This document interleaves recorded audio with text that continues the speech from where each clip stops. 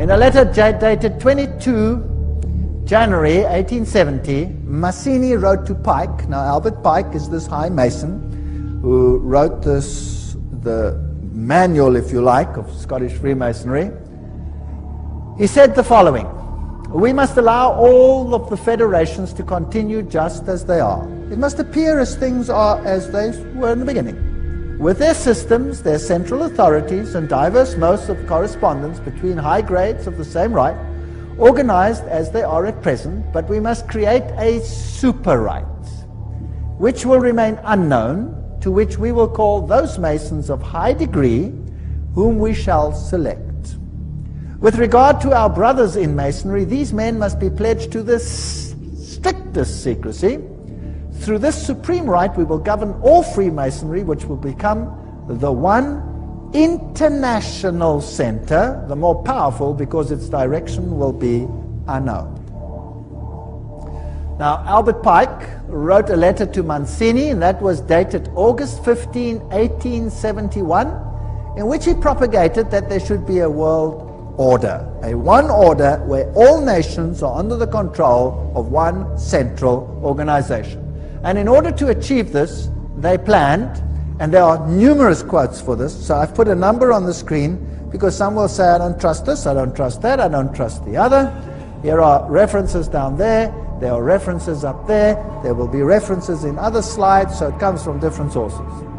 He said, and this was, by the way, on display in the British Museum and could be seen there until it was taken away.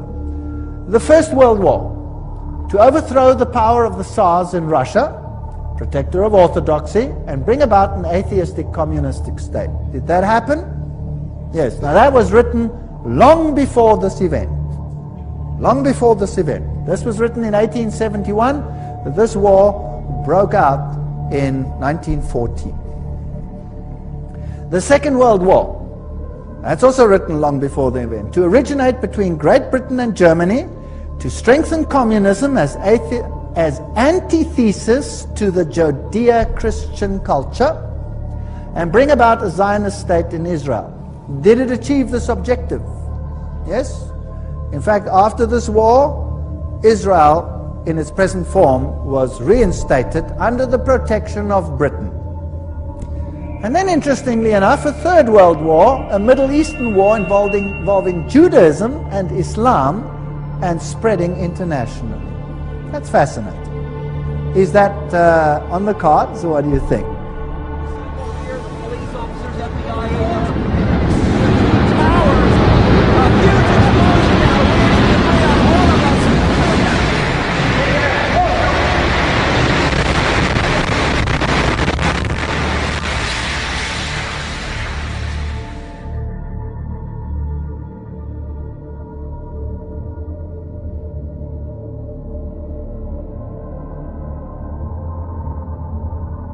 Certainly sounds like we are on track.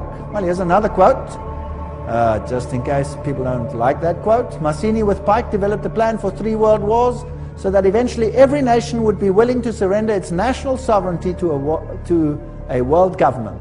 The first war was to end the Tsarist regime in Russia, the second to allow the Soviet Union to control Europe, the Third World War was to be in the Middle East between Muslim and Jews and would result in Armageddon.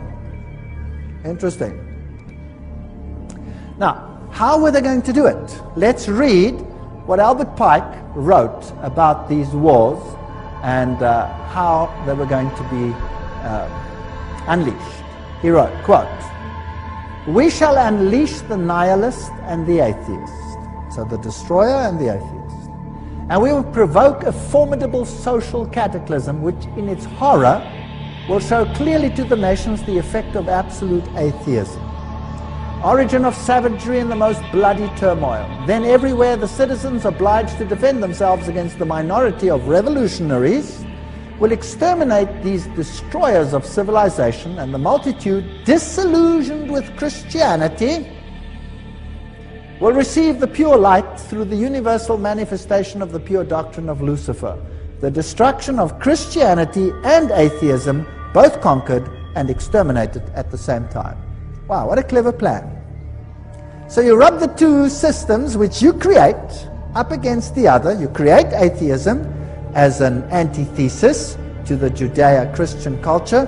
You have these two clash until they rub each other up, and then out of that you will get a new world order where you have a new religion which is far more esoteric and actually honors Satan.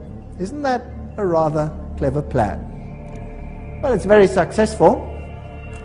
That is why Ordo ab Chao is the